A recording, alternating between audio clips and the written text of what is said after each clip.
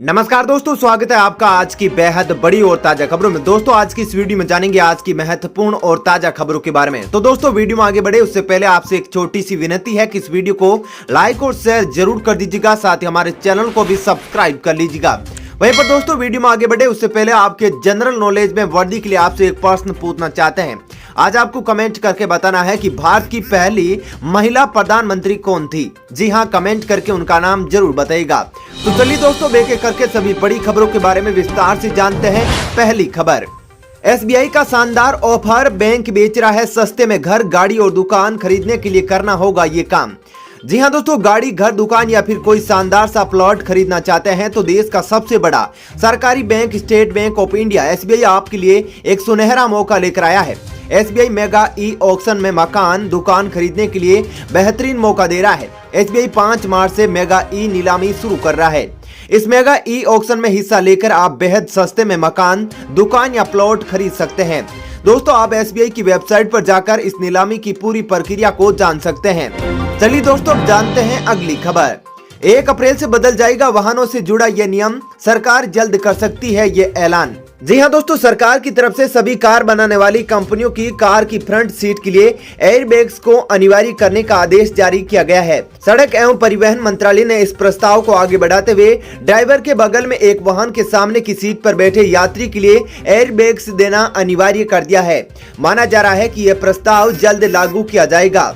भारत सरकार की तरफ से भी इस बात को स्पष्ट किया जा चुका है कि किसी भी कीमत पर सुरक्षा उपायों के साथ समझौता नहीं किया जाएगा। चलिए दोस्तों जानते हैं अगली खबर।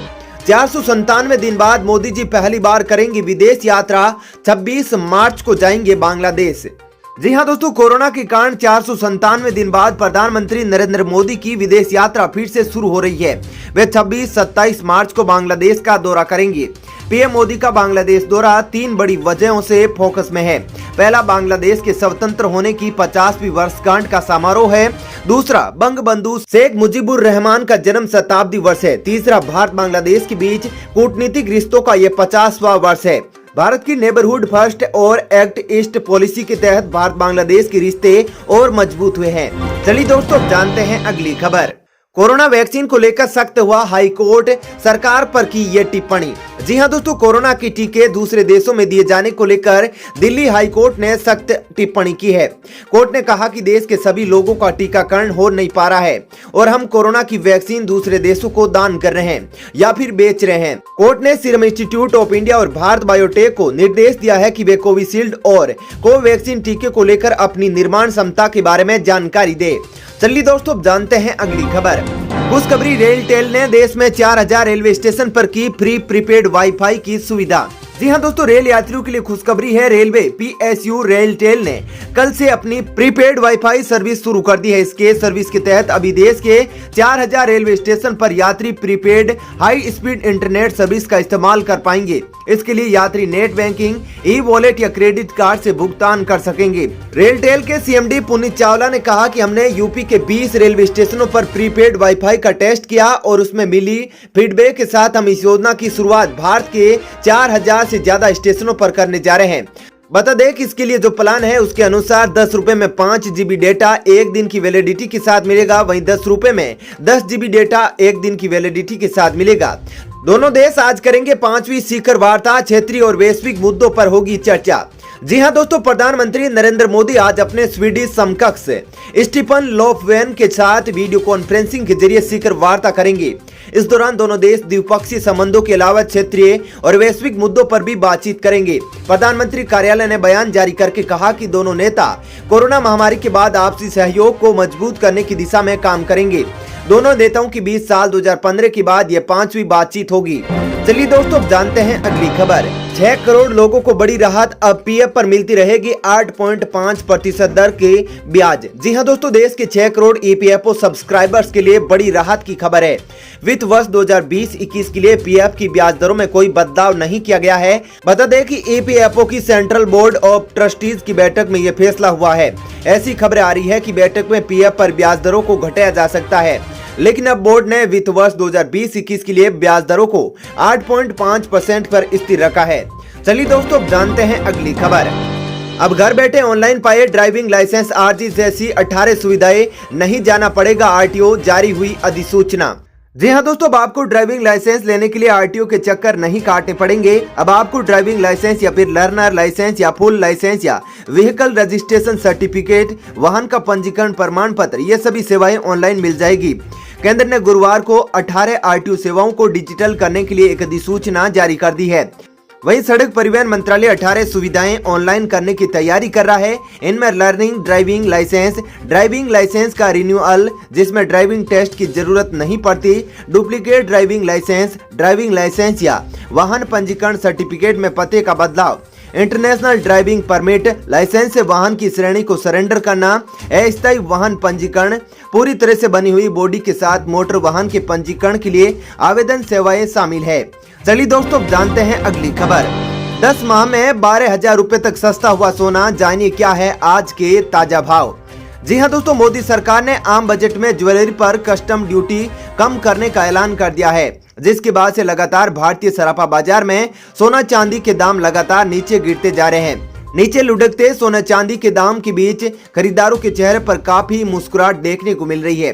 24 कैरेट सोने का भाव 45,000 रुपए प्रति 10 ग्राम से भी नीचे आ गया है। चांदी भी 1793 रुपए प्रति किलो की बड़ी गिरावट के साथ 66,126 रुपए पर आ गई है। वहीं 24 कैरेट सोना 340 रुपए प्रति 10 ग्राम सस्ता होकर 44,877 रुपए पर खुला और 44,843 पर बंद हुआ। वहीं चांदी भी 1229 रुपए की गिरावट के साथ 66,690 रुपए पर खुली है और शाम तक 1793 रुपए की नुकसान के साथ 66,126 पर बंद हुई। चलिए दोस्तों, जानते हैं अगली खबर। पीएम मोदी को एक और बड़ा सम्मान, प्रधानमंत्री को आज मिलेगा global energy and environment leadership award. जी हाँ दोस्तों, प्रधानमंत्री नरेंद्र मोदी को आज शुक्रवार को एक और बड़ा सम्मान मिलने वाला है।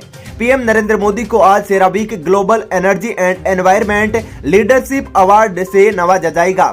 पीएम मोदी को मिलने वाला यह award Cambridge energy research associates week CERAWeek का अहम पुरस्कार है। प्रधानमंत्री कार्यालय ने इसकी जानकारी दी है। पीएम नरेंद्र मोदी सम्मान समारोह में वीडियो कॉन्फ्रेंस के जरिए आज हिस्सा भी लेंगे। वे इस कार्यक्रम को संबोधित भी करेंगे। Global energy and environment leadership award की शुरुआत साल 2016 में हुई थी। यह इंटरनेशनल अवार्ड वैश्विक ऊर्जा और पर्यावरण के क्षेत्र में प्रतिबद्ध नेतृत्व के लिए दिया जाता है। चलिए दोस्तों, जानते हैं अगली खबर। भारत के सामने घुटने टेक रहा है पाकिस्तान, कहा वार्ता से कभी गुरेज नहीं किया। जी हाँ दोस्तों, पाकिस्तान इन दिनों दुनिया की मानचित्र पर अलग थलग पड़ गया है। इसका एकमात्र कारण है आतंकवाद को पनाह देना। इसको लेकर उसे लगातार चौतरफा हमले झेलने पड़ रहे हैं। यही वजह है कि आर्थिक हालात भी बिगड़ते जा रहे हैं। इसी बीच गुरुवार को पाकिस्तान के सुर बदलते दिखे। इमरान खान की सरकार ने कहा कि वह भारत के साथ लंबित मुद्दों के समाधान के लिए हमेशा तैयार रहा और कभी वार्ता से गुरेज नहीं किया। दोनों देशों के डीजीएमओ के बीच हुई वार्ता के मद्देनजर भारत के साथ बातचीत की संभावना को लेकर पूछे गए सवाल के बाद विदेश कार्यालय के प्रवक्ता जाहिद हफीज चौधरी ने यह टिप्पणी साप्ताहिक प्रेस वार्ता के दौरान की है। चलिए दोस्तों, अब जानते हैं अगली खबर। सुप्रीम कोर्ट का बड़ा आदेश, अब केवल 18 वर्ष तक के बेटे की परवरिश नहीं बल्कि स्नातक होने तक करनी होगी परवरिश। जी हाँ दोस्तों, स्नातक को न्यू बेसिक एजुकेशन करार देते हुए सुप्रीम कोर्ट ने एक व्यक्ति को अपने बेटे को 18 वर्ष नहीं बल्कि उसके स्नातक होने तक परवरिश करने को कहा है। Justice D.Y.. चंद्रचूड़ और जस्टिस एम.आर. शाह की पीठ ने बृहस्पतिवार को परिवार अदालत के उस आदेश को बदल दिया है जिसमें कर्नाटक सरकार के स्वास्थ्य विभाग के एक कर्मी के बेटे को 18 वर्ष की आयु तक शिक्षा के मद में होने वाले खर्चों का वहन करने के लिए कहा गया था। पीठ ने कहा कि महज 18 वर्ष तक की आयु तक ही वित्तीय मदद करना आज की परिस्थिति में पर्याप्त नहीं है, क्योंकि अब बेसिक डिग्री कॉलेज समाप्त करने के बाद ही प्राप्त होती है। चलिए दोस्तों, जानते हैं अगली खबर। पंजाब, हरियाणा, उत्तर प्रदेश और राजस्थान के बाद अब मध्य प्रदेश में भी हुई किसान महापंचायत। जी हाँ दोस्तों, कांग्रेस के वरिष्ठ नेता दिग्विजय सिंह ने बृहस्पतिवार को यहां आयोजित किसान महापंचायत में केंद्र के नए कृषि कानूनों के खिलाफ चल रहे किसान आंदोलन का समर्थन करते हुए विवादास्पद कानूनों को वापस लेने की मांग की। प्रदेश के रतलाम जिले के डेलनपुर में आयोजित किसान महापंचायत में भारतीय किसान यूनियन BKU हरियाणा के अध्यक्ष गुरमान सिंह चड्डूनी, कांग्रेस नेता और भारत कृषक समाज के अध्यक्ष अरुण यादव सहित अन्य किसान नेता शामिल थे। चलिए दोस्तों, फिलहाल इस वीडियो में इतना ही। ऐसी ही खबरें देखते रहने के लिए आप हमारे चैनल को सब्सक्राइब कर ले। साथ ही दोस्तों, यदि आप भी हमारी मेहनत को सपोर्ट करना चाहते हैं तो इस वीडियो को लाइक और शेयर जरूर करें। धन्यवाद।